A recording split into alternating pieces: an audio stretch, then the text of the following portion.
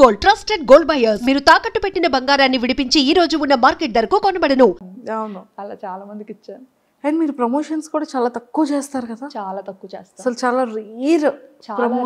మనకి ఏంటంటే ఇంకా ఎవరు ఏదైనా బ్రాండ్ రిపీటెడ్ గా ఇంకా అలాగా అడుగుతారు కదా, ఇప్పుడు చూస్తాం అనమాట. అలా అడుగుతున్న every time just profile check చేస్తాం, అంత మంచిగానే ఉందా, నచ్చితే చేస్తాం, లేదంటే లేదు. సూపర్. అసలు సింగిల్ వర్డ్ కొన్ని క్వశ్చన్స్, జస్ట్ ఒక ఫ్యూ. వర్మ గారిలో ఫేవరెట్ థింగ్ ఏంటి? ఆలోచించాల్సిందే. అన్నీ ఉన్నాయా? అన్నీ ఉన్నాయి. ఓకే, అందులో మీ best favourite thing? Best favourite thing అంటే ఆయనకి ఓపిక ఎక్కువ. చాలా ఓపిక, చాలా సహనం. అంటే నా దగ్గర లేనిది ఆయన దగ్గర ఉన్నది అదే మెయిన్. నాకు చీటికి మాటికి కోపం వచ్చేస్తూ ఉంటుంది. ఆయన మాత్రం చాలా కూల్, పేషెన్స్, చాలా ఓపిక. నన్ను భరించాలంటే అసలు నిజంగా ఆ మనిషి కాబట్టి భరిస్తున్నారు, ఇంకొక మనిషి అయితే భరించలేరు. మా మమ్మీ వాళ్ళ అల్లుడు ఒక పార్టీ, మా డాడీ నేను ఒకటి.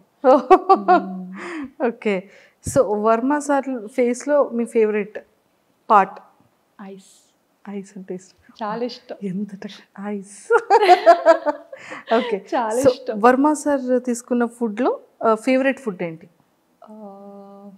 ఆయన రోటి పచ్చళ్ళు అంటే చాలా ఇష్టం ఆయనకి. నేర్చుకున్నారా మరి? అంటే నేర్చుకోవడం అంటే నేర్చుకోవడం కాదు, ఆయనకి అది ఇష్టం. నాకు ఎంగేజ్మెంట్ అయిన తర్వాత తెలిసిందనమాట, ఇలా రోడ్ పచ్చళ్ళు అంటే చాలా ఇష్టం అని. మా అక్క వాళ్ళు ఎవరో చెప్పేవారు. చెప్తే ఇంకా రోల్ మా ఇంట్లో లేదు అప్పుడు. అయితే మా కన్నమ్మ వాళ్ళ ఇంట్లో ఉంది, పక్కనే ఉండేవారు కన్నమ్మలు. సో ఆయన ఒక రోజు లంచ్ కి పిలిచాము. పిలిచేటప్పుడు ఆయన ఇంకా ఒక 1 hour అలా వస్తున్నారనక, కన్నమ్మ నేను ఆయన కోసం నా చేత్తోనే రుబ్బుతాను, సో మీరు అన్నీ ప్రిపేర్ చేసి పెట్టండి అని చెప్పి మా కన్నమ్మకి చెప్పాను అనమాట. కన్నమ్మకి చెప్తే సరే అన్నీ చేసి పెడతానులే అని. మంచిగా పల్లీలు రోటి పచ్చడి అంటే చాలా ఇష్టం. ఓకే, ఇంకా ఆవిడన్నీ రెడీ చేసి పెట్టారు. నేను ఇంకా వెళ్ళి ఇంకా రోల్దు అదే ఫస్ట్ టైం కదా, పట్టుకొని ఇంకా చెలరేగిపోయాను అనమాట. అంత రుబ్బింది ఈ భూమి మీద లేదు అని ఫుల్గా. అంటే ఏదో రుబ్బినప్పుడు చాలా ఈజీగా ఉంది, ఆ తర్వాత వాచింది మంచిగా, చాలా బాగా వాచింది. అదే రుబ్బాను, తర్వాత ఇంకెప్పుడు రుబ్బలేదు. ఓకే, అదే ఇంకా మా అక్కలు కూడా అదే అంటారు అనమాట, అప్పుడు ఏదో స్టార్టింగ్ లో రుబ్బావు, ఆ తర్వాత కూడా నువ్వు కంటిన్యూ చెయ్యాలి కదా, పెళ్ళైన తర్వాత మర్చిపోయావా అనేసి. సో వర్మ సార్ మీకు ఇచ్చిన ఫస్ట్ సర్ప్రైజ్ ఏంటి? మీరు ఇచ్చిన ఫస్ట్ గిఫ్ట్ ఏంటి? నేను ఆయనకి ఒక వ్యాలెట్ ఇచ్చాను అండ్ బెల్ట్. అంటే ఏమిస్తాం అసలు, చాలా ఇంపార్టెంట్. అసలు వాలెట్ అనేది చాలా సెంటిమెంటల్, అందరికి ఇచ్చేది కాదు, అది ఎక్స్పెషల్ మన. అసలు నేను అనుకున్నాను అనమాట, ఆయన నాకు ఫస్ట్ ఏంటంటే ఒక ఆన్లైన్లో ఆర్డర్ చేశారో ఏం చేశారో మాత్రం ఒక మంచి రోజు ఒక పార్సల్లో వచ్చిందనమాట. ఒక మంచి రోజు, దాంతోపాటు ఒక మంచి లెటర్. ఏం రాశారు లెటర్లో? చెప్పకూడదు, ఖచ్చితంగా ఐ లవ్ యూ అని అయితే ఉంటుంది. ఇంకా అసలు యాక్చువల్లీ ఏంటంటే ఫొటోస్లో చూసి నాకు నచ్చలేదని చెప్పేసాను అనమాట. సంబంధం వచ్చినప్పుడు ఇలాగా మనకి ఇక్కడ దగ్గరలోనే ఉంటారు తను, కానీ ఇక్కడ ఉండరు, తను వర్క్ చేయడానికి మైసూర్లో ఉంటారు. ఇలా చాలా మంచి అబ్బాయి. మమ్మీ ఏంటంటే అబ్జర్వ్ చేస్తూ ఉండేవారంట, ఒకటే ఏరియా కదా, ఒకటే వీధి అవ్వడం. మమ్మీ ఏంటంటే అబ్జర్వ్ చేస్తూ ఉండేవారంట. మా పిన్ని వాళ్ళ ఇంటి పక్కనే అత్తయ్య వాళ్ళు ఉండేవారు. సో ఉన్నప్పుడు ఆ పిన్ని వాళ్ళ ఇంటికి వెళ్తూ మా పిన్ని చెప్పు, ఈ అబ్బాయి చాలా మంచి అబ్బాయి, అలా ఇలా అని తెగ పోడేస్తుండేవారంట ఈయన్ని. ఇంకా అక్కడ ఒక మామగారు కూడా ఉంటారు, ఆయన అయితే పిల్లడు సూర్యుడు ముఖం కూడా ఎరగడు అన్న ఒక టైటిల్ వచ్చింది ఆయనకి. సో అక్కడ అందరి దగ్గర మంచి నేమ్ ఉందన్నమాట. చాలా కామ్, కూల్, బాగా చదివేవారు. నాకు ఆయనకి అసలు ఎలా సెట్ అయిందో అదే అనిపిస్తుంది అనమాట. బాగా మంచి టాపర్. దేవుడు అలా రాసేసాడు. సో సార్ మీకు ఇచ్చిన గిఫ్ట్ లెటర్ అండ్ రోజు, దాంతోపాటు చాక్లెట్. చాక్లెట్ బాక్స్ ఒకటి. అది రాగానే మా చెల్లి దాన్ని పడిపోయింది అనమాట, నాకు కావాలని. ఎట్టి పరిస్థితుల్లో ఇవ్వను, ముట్టేదే లేదు. మా ఆయన పంపించారు. మా ఆయన పంపించారని. ఫోటో చూసి వద్దన్న అనుకున్నాను కదా, అంటే ఫోటో ఏంటంటే నాకు గుండు ఫోటో పంపించారు పెళ్లి చూపులు. అయ్యో, అందులో నాకు విలన్లా కనిపించారు అనమాట ఆయన. నన్ను ఏంటంటే, నేను కాలేజ్కి వెళ్ళిన స్టార్టింగ్ లో నన్ను ర్యాగింగ్ చేసిన అబ్బాయి సేమ్ అలాగే ఉండేవాడు. నాకు చూడగానే అబ్బాయి గుర్తొచ్చాడు అనమాట. అమ్మ నాకొద్దు నేను చేసుకోను అని చెప్పి. ఇప్పుడు లేదు, ఇంటికి పిలిపిద్దాం, నువ్వు డైరెక్ట్ గా చూడు, వద్దంటే అప్పుడు చూద్దాం. ఇది కూడా వాళ్ళ మమ్మీ ఎప్పుడో తీసుకున్న ఫోటో ఇచ్చినట్టున్నారు. సో ఒకసారి పిలిపిద్దాం, ఏముంది, నచ్చకపోతే వద్దు. అప్పుడు వచ్చిన తర్వాత వచ్చారనమాట. అప్పుడు పెళ్లి చూపులకు వచ్చారు. అప్పుడు మా ఇంట్లో 30 మంది ఉన్నారు పిల్లలు. పిల్లలే ఉన్నారు పెళ్లి చూపులకి. నేనేంటి అప్పటి వరకు వద్దు, ఇది ఎలాగైనా క్యాన్సిల్ చేసుకుందాం అన్న మైండ్ లోనే, ఎలాగాపేద్దాం అని ఆ మైండ్ లోనే ఉన్నా అనమాట. లేకపోతే మన వాళ్ళు కోరంటే ఇంకా కట్టబెట్టేస్తారు. అయితే రూమ్ లో నేనున్నాను, ఆయన వచ్చారు, పెళ్ళికొడుకు అబ్బాయి వచ్చారని తెలిసి మొత్తం మా చెల్లెళ్ళు అక్కలు అందరూ పారిపోయారు నన్ను వదిలేసి రూమ్ లో నుండి, వెళ్ళి చూద్దాం అని చెప్పి. ఇంకా ఆయన ఇంతమందిని పలోమని, ఏంటి పెళ్లి చూపులు అన్నారు, ఇంతమంది ఉన్నారు, పెళ్లికి వచ్చినట్టు ఉంది ఏదో అనుకుని ఆయన టెన్షన్ అయిపోయి చెమటలు పట్టేశారు అనమాట. ఆయనకి అసలే భయం చాలా. సో బాగా టెన్షన్ అయిపోయి చెమటలు పట్టేసి ఇంకా కూర్చొని, ఇంకా సిగ్గు కదా, ఆ సిగ్గులో ఏంటంటే ఇంకా ఇంత కళ్ళు వేసుకొని అటు ఇటు చూసాను. నేనేంటంటే దొంగతనంగా డోర్ ఓపెన్ చేసి ఫస్ట్ నేను చూడాలి, నేను బయటికి వెళ్ళను, దొంగతనంగా చూద్దాం, ఇది నచ్చితే కనిపిద్దాం, నచ్చకపోతే అసలు డోరే తీయద్దు, లాక్ చేసేసుకుందాం లోపల అన్నట్టుగా నేను మైండ్ లో ఫిక్స్ అయిపోయాను అనమాట. ఫిక్స్ అయిపోయి ఇంకా నెమ్మదిగా రూమ్ లో కూడా ఎవరు లేరులే అనేసి నెమ్మదిగా డోర్ ఓపెన్ చేసి ఇలా చూసా. చూడగానే ఇంకా ఆయన అక్కడ కూర్చొని మొహమాటం పడుతూ ఇలా పెద్ద పెద్ద కళ్ళు ఇంకెలా అయిపోతున్నారు అనమాట, పైకి కిందకి చూసుకుంటారు. ఆ కళ్ళు చూసి అండ్ ఆ ఇన్నోసెన్స్ చూసి బాగా నచ్చారు. ఫస్ట్ ఇంప్రెషన్ ఐస్ తో ఇంప్రెస్ చేసేసారు సార్. చాలా కూల్ గా అనిపించారు అనమాట.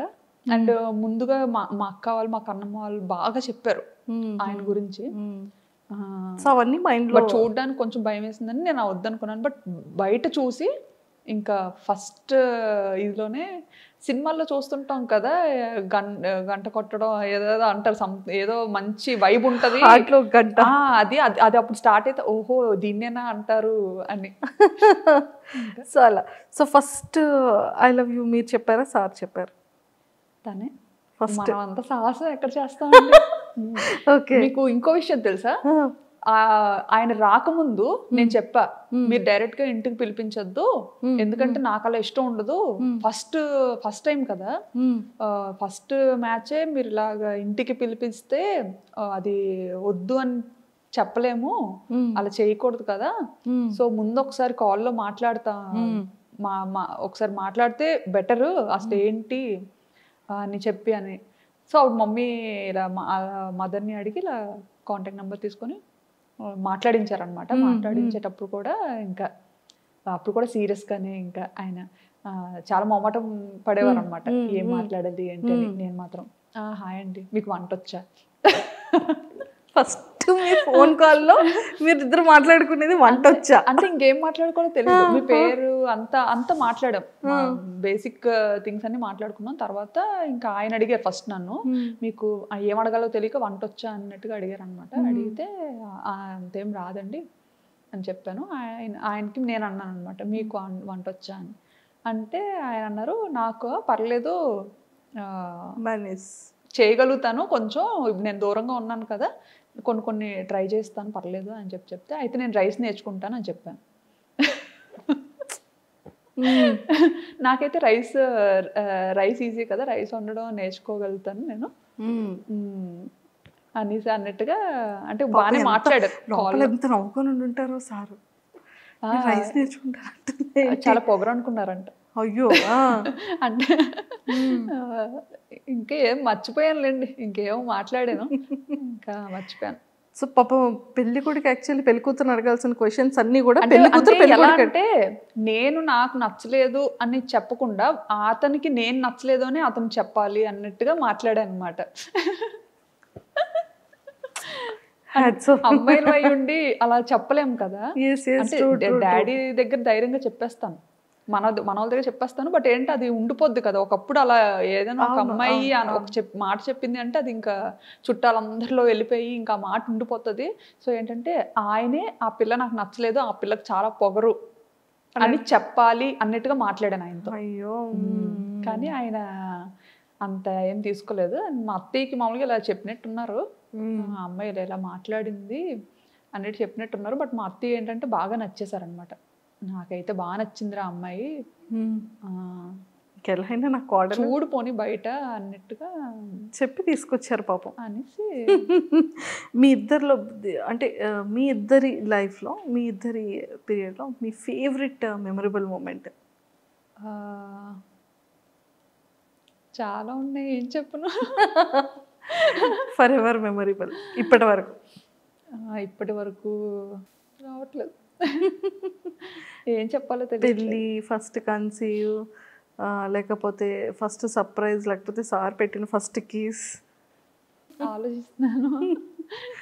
నెంబర్ ఆఫ్ మెమరీస్ ఉంటాయి కదా. చాలా ఉంటాయి, చాలా ఉంటాయి, ఏం చెప్తామా అని. మా ఇద్దరిది బెస్ట్ అంటే ఇమీడియట్గా పిల్లలు నిషిత. ఆబ్వియస్లీ పిల్లలు అంటే ఇంకా అదొక పెద్ద మెమరీ, మంచి ఇదే. సూపర్.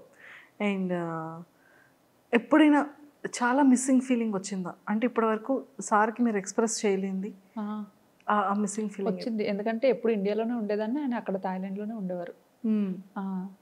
అంటే అదే పిల్లలు డెలివరీ కోసం నేను ఇండియా వచ్చి కరెక్ట్గా ఆయన ఈ ఏప్రిల్లో మమ్మల్ని థాయిలాండ్ తీసుకెళ్తారు అని ఆయన కోసం మేము వెయిట్ చేస్తున్న టైంలో ఫ్లైట్స్ క్యాన్సిల్ అయిపోవడం, ఇంకా మొత్తం కర్ఫ్యూ పెట్టేసేయడం. అప్పటికి ఏంటంటే ఎన్నో ఆశలతో ఇంకా ఆయన వస్తారు, బేబీతో నన్ను తీసుకెళ్ళిపోతారు, బాబు పుట్టిన టైంలో అనమాట కరెక్ట్గా. సో ఆ టైంలో బాగా మిస్ అయ్యాను అనమాట. అంటే ఇంకా ఒక 4-5 డేస్లో వస్తారు, ఇంకా మనం అంతా సర్దుకొని రెడీగా ఉన్నాము, ఇంకా బేబీని పట్టుకొని వెళ్ళిపోవచ్చు మన ఇంటికి అన్న ఇదిలో ఉండి సడన్గా అవన్నీ జరగడం. ఇంకా కర్ఫ్యూ స్టార్ట్ అయిన తర్వాత ఇంకా చాలా ఒక 2-3 months ఇండియాలోనే ఉండిపోవాల్సి వచ్చింది కదా. అందులోకి ఇక్కడ అమ్మో ఈలోపు కరోనా వచ్చి గట్ట పోతానేటో నేను, అక్కడ ఆయనకి ఎలా ఉంటారో. అంటే కరోనా చాలా భయపెట్టింది కదా, ఫస్ట్ స్టేజ్లో, సెకండ్ స్టేజ్లో చాలా భయపెట్టింది కోవిడ్. సో ఆ భయం ఒకటి ఉండిపోయింది. అక్కడ ఆయన ఉండిపోయారు, ఇక్కడ నేను ఉండిపోయాను. కొన్ని అందరం ఒక దగ్గర ఉన్నా బాగుండేది. ఇప్పుడు సిచ్యుయేషన్ ఎలా ఉంటుందో నేను చూస్తానా మళ్ళీ అన్న ఇదిలో అప్పుడు చాలా మిస్ అయ్యాను అనమాట. ఏడ్చుకునేదాన్ని బాగా. అయితే పేరెంట్స్ దగ్గర ఉన్నాను కదా అని ధైర్యం. ఎక్స్ప్రెస్ చేశారా సార్కి?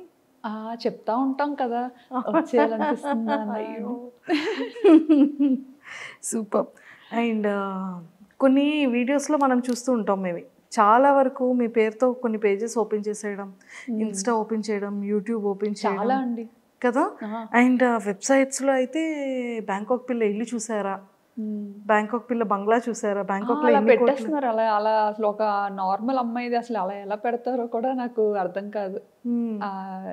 ఎవరి ప్రైవేట్ స్పేస్ వాళ్ళకు ఉంటుంది కదా, అది కూడా మన పర్మిషన్ లేకుండా ఎక్స్పోజ్ చేయడం అనేది కొంచెం బాధ అనిపిస్తుంది అనమాట, భయం కూడా అనిపిస్తుంది. ఎందుకంటే అలా చూసి వచ్చేసే వాళ్ళు కూడా ఉంటారు చాలా మంది. మెయిన్ మన సబ్స్క్రైబర్స్ మనల్ని ఇష్టపడి వచ్చిన వాళ్ళు అని మనకు ఆనందం ఉంటుంది.